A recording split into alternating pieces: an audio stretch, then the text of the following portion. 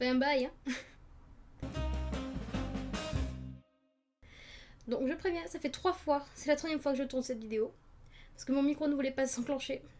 Du coup, désolé si je garde ça, mais là, j'ai besoin de checker, j'ai pas envie de la retourner une quatrième fois.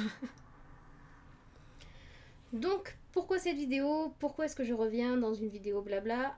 Alors, tout simplement parce qu'il y a déjà quelques mois, j'avais fait un petit update en fait de pourquoi est-ce que j'avais déserté la blogosphère pendant plusieurs mois durant l'année 2016. Et j'ai percuté qu'après que les personnes qui me suivaient sur Facebook et sur Twitter n'étaient pas forcément les mêmes que celles qui me suivaient sur YouTube. Du coup, je me suis dit, voilà, ton objectif pour ton été 2017, c'est de réussir à trouver un moment à te poser devant ta caméra et à blablater, expliquer pourquoi est-ce que t'es plus là. Du coup, c'est chose faite. Je me calme là maintenant devant vous, devant cette caméra, pour vous ouvrir un petit peu les yeux et vous ouvrir aussi mon cœur pour vous dire pourquoi est-ce que j'étais plus là.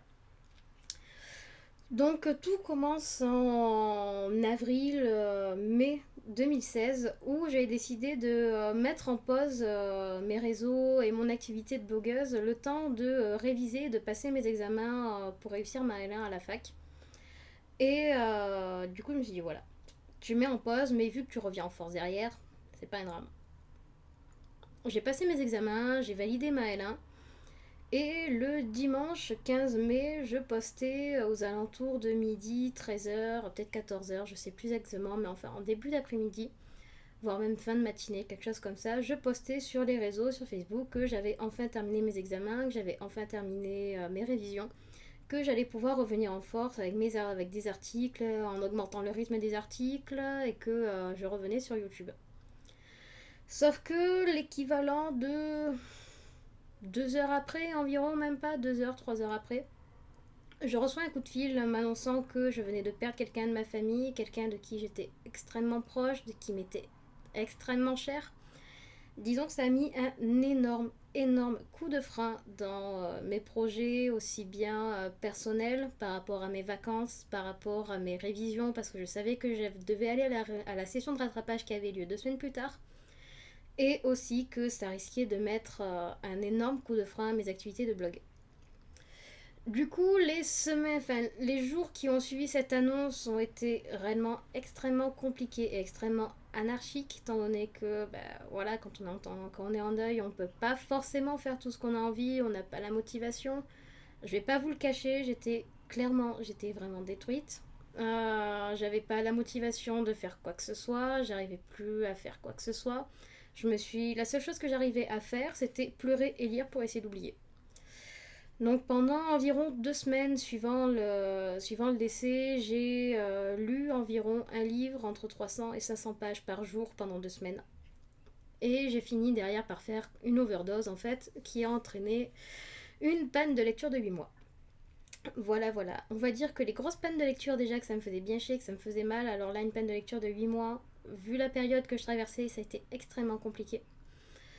Ce qui fait que du coup pendant l'été 2016 j'étais pas en état de faire quoi que ce soit. Entre les bugs sur la plateforme du blog, le fait que j'avais plus la motivation, que j'arrivais plus à lire ni rien, je me suis dit voilà, là t'es pas en état de faire quoi que ce soit, t'es pas en état de te montrer, t'es pas en état de revenir en forme sur la blogo, prends ton été et reviens quand tu te sens prête. Du coup c'est ce que j'ai fait, je n'ai pas posté de l'été, que ce soit sur le blog comme sur la chaîne. Et quand est arrivée la fin de l'été, donc à la rentrée 2016, en fait, j'ai eu un regain d'énergie et je me suis dit c'est bon, ça, c'est pas encore ça, mais ça va mieux.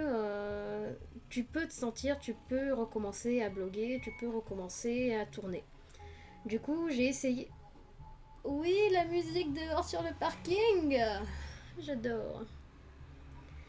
Je disais, du coup, j'ai essayé de revenir sur YouTube. Enfin, j'ai fait une tentative ratée en fait, hein, donc vers fin août, début septembre 2016, avec une vidéo Back to School. Comment est-ce que ça se passe la vie en CTU? Comment est-ce que les chambres de CTU, en tout cas là où je suis, sont faites? Et cette vidéo a extrêmement marché, même encore maintenant, elle marche énormément. Donc du coup, je suis plutôt contente de moi. Mais du coup, je m'étais dit, voilà, avec cette vidéo-là, tu te remets le pied à l'étrier pour réussir un petit peu à revenir un petit peu dans le game, comme on dit. Et ça a complètement foiré, tout simplement parce que juste après, je commençais ma L2. Et au niveau du temps, je n'avais tout simplement plus le temps de filmer, je n'avais plus le temps de tourner, je n'avais plus le temps de monter, je n'avais plus le temps de rien. Au niveau des vidéos, en tout cas, ça me prenait beaucoup trop de temps par rapport à ce que je devais faire à côté, seulement pour valider mon année et pas foirer une année de fac. Du coup, je me suis dit, bon, t'as pas le temps, c'est vite réglé, tu filmes pas et t'arrêtes le temps que ça se calme, sauf que ça ne s'est pas calmé du tout.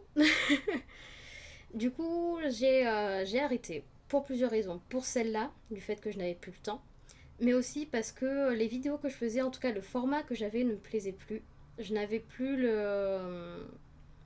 Ça me plaisait plus. Je trouvais que c'était un petit peu trop comme tout le monde, que je fondais dans un moule qui ne me correspondait pas, avec des vidéos qui ne me correspondaient pas forcément, même si les lectures c'était complètement moi. Il y avait des choses que j'avais envie de faire, des vidéos plus travaillées, des vidéos en extérieur, etc. J'avais vraiment énormément de projets en tête, mais je n'avais pas les moyens ni techniques ni financiers de les faire. Et clairement, ça m'a énormément frustrée. Parce que je pense qu'il n'y a rien de pire quand on est créateur de contenu, que ce soit au niveau des vidéos, que ce soit au niveau des podcasts, que ce soit après derrière aussi au niveau de n'importe quoi, que sais-je, les photos, le dessin, l'écriture, n'importe quoi. À partir du moment où on crée quelque chose, qu'on a une idée de ce qu'on veut, qu'on sait qu'on ne peut pas l'atteindre parce qu'on n'a pas le temps et qu'on n'a pas les moyens pour, c'est extrêmement frustrant. Ce qui fait que même si vous produisez la meilleure vidéo au monde, si elle ne correspond pas à l'attente et à l'image que vous avez de cette vidéo-là, vous allez la trouver naze, vous n'allez pas vouloir la poster parce que pour vous, elle ne vous satisfait pas.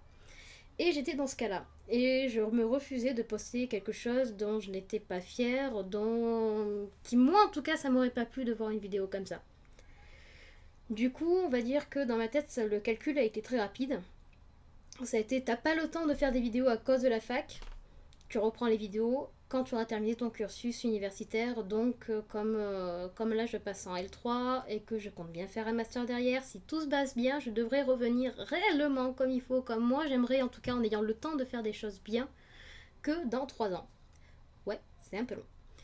Mais tourner les vidéos, ça m'a tout de même manqué énormément. Et je me rends compte là, parce que c'est quand même la troisième fois que je retourne cette vidéo et je dis pas que je prends toujours autant de plaisir à la filmer, mais que ça me dérange pas de la refilmer une troisième fois, même si ça m'embête un peu.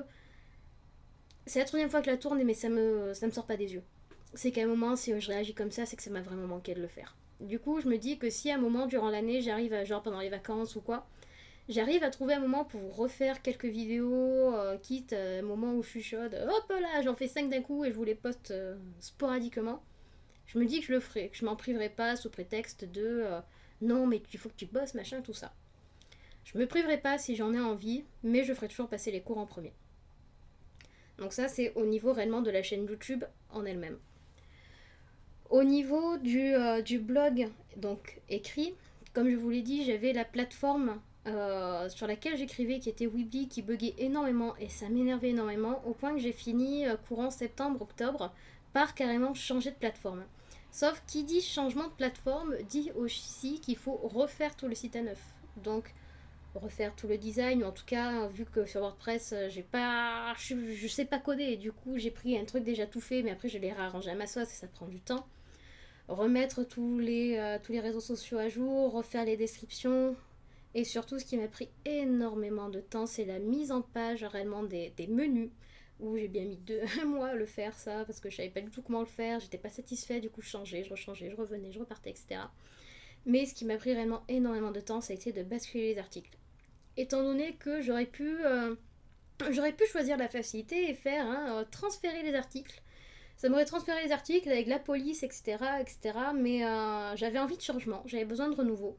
Étant donné que l'ancien design était beaucoup plus sombre, beaucoup plus trash et techno, je trouve. Alors que le nouveau est beaucoup plus cosy, beaucoup plus épuré, beaucoup plus professionnel et clair.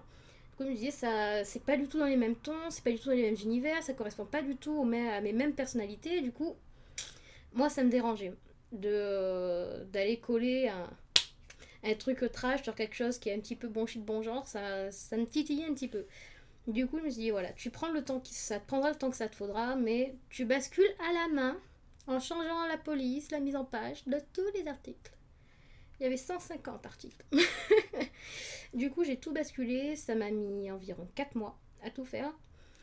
Du coup, j'ai pu réellement revenir sur la logo avec un site à neuf qui me plaisait, qui me correspondait beaucoup plus que aux alentours de janvier 2017. À partir du moment où je suis revenue, sur le blog écrit en tout cas, je ne suis plus repartie. Il y a eu des moments où je postais plus, il y a eu des moments où je postais moins, parce que ça par contre ça n'a pas changé, je poste toujours de manière anarchique, parce que je poste quand j'ai envie de poster, quand je pense qu'il faut que je poste, mais du coup c'est un peu... c'est un peu le bordel. Ça n'a pas changé, donc du coup, même si c'est toujours aussi anarchique qu'avant, je suis toujours là. Je suis de retour et là je compte pas partir, j'ai réussi à trouver un petit peu mon rythme, j'ai enfin réussi à trouver mon style réellement qui me plaisait le plus au niveau des chroniques. Du coup sur ça il n'y a vraiment aucun problème. Si je dois revenir sur le cas YouTube, il y avait aussi une chose qui m'avait énervée entre le fait que j'avais plus le temps de tourner ni de monter, le fait que j'étais frustrée parce que je ne pouvais pas faire ce que je voulais. J'étais frustrée tant au niveau de la forme que du fond. C'est-à-dire que pendant un moment, j'ai eu envie de plus me tourner sur du... toujours continuer mon activité par rapport aux livres sur YouTube, mais de diversifier un petit peu plus ma chaîne, rajouter des vidéos plus orientées beauté, plus orientées lifestyle, plus orientées musique, plus orientées culture de manière générale et non pas que sur la littérature. Sauf que les seuls youtubeurs qui se sont amusés à faire ça, à vraiment diversifier leur chaîne, s'en sont pris plein la gueule. Donc, j'aurais beau être un petit peu maso sur les bords, j'aurais beau être un être humain qui parfois se fait du mal tout seul parce qu'il aime bien ça, je ne suis pas sadique au point de donner le bâton pour me faire battre. Hein. Donc, du coup, je me suis dit, niet, ça, tu ne fais pas. Tu t'es fait harceler pendant ton lycée, tu t'es fait harceler pendant ton collège. Je veux pas que ça recommence sur internet. Et encore moins dans ma vie d'adulte. Du coup, je me suis frustrée par rapport à ça. Ce qui a fait que j'ai fini par ouvrir un Instagram en fait en me disant mais non tu fais juste un Instagram mode beauté lifestyle et puis c'est tout tu sauras te contrôler tu resteras que sur ça.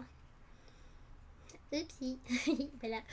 Environ 2 semaines plus tard j'ouvrais le blog qui allait avec. Donc du coup ceux qui ont qui l'ont remarqué sur le blog, je sais pas s'il y en a qui l'ont vraiment remarqué, mais sur ma colonne de droite, ouais ça, ouais là c'est la droite, enfin vous c'est la gauche mais moi c'est la droite.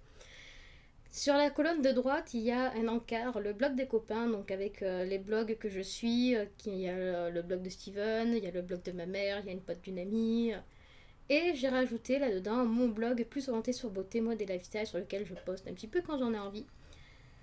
Donc voilà, c'est juste histoire de faire passer l'information que bon, pour l'instant, il y a quelques visiteurs, machin, tout ça, mais si vous êtes plus intéressé par ce côté-là ou quoi, ce côté-là de moi existe aussi. Du coup, voilà, si je devais refaire un résumé global, au niveau du blog écrit, tout va bien, c'est bon. Au niveau de YouTube, je pars sur la base que pour l'instant la chaîne, je la mets en pause jusqu'à ce que j'ai terminé mes études, donc compter minimum 3 ans. Mais qu'il y a possibilité que je revienne de manière sporadique et ponctuelle pour faire certaines vidéos, les fois où j'arriverai à avoir la motivation, que j'aurai réussi à choper le temps. Du coup, voilà, je pense que je n'ai rien oublié du tout. Je tenais à remercier toutes les personnes qui se sont inquiétées de mon absence, toutes les personnes qui m'ont soutenue pendant cette période qui a été extrêmement compliquée. Donc que ce soit ma famille, que ce soit mes amis, que ce soit les personnes qui me sont encore plus proches. Je vous remercie du fond du cœur et je vous remercie aussi vous, abonnés, mes lecteurs, vous qui me suivez, qui me lisez et qui me voyez aussi, de m'avoir soutenu dans ces moments-là, de vous être inquiété pour moi, de m'avoir demandé des nouvelles, etc., etc. Ça me fait toujours extrêmement chaud au cœur. Du coup, je tenais vraiment à vous remercier pour ça, et c'est aussi pour ça que je fais cette vidéo-là. C'est pas forcément pour moi, parce que moi, derrière, c'est passé, je suis claire et honnête, maintenant je sais vers où je me dirige, etc. Mais vous, ça, vous ne le savez pas, surtout si vous ne me suivez que sur YouTube. Et j'avais besoin de vous dire ces choses-là. Tout simplement en signe de respect, vous dire voilà, il s'est passé ça, voilà pourquoi j'étais pas là. Et maintenant, vous savez tout, libre à vous de faire un petit peu ce que vous voulez de ces informations-là. Du coup, je vais m'arrêter là parce que je n'ai plus rien de clair à dire, sinon radoter, et je pense que je n'ai pas encore l'âge de radoter. Du coup, je vous dis à très bientôt, je l'espère, et en attendant, prenez soin de vous. Ciao!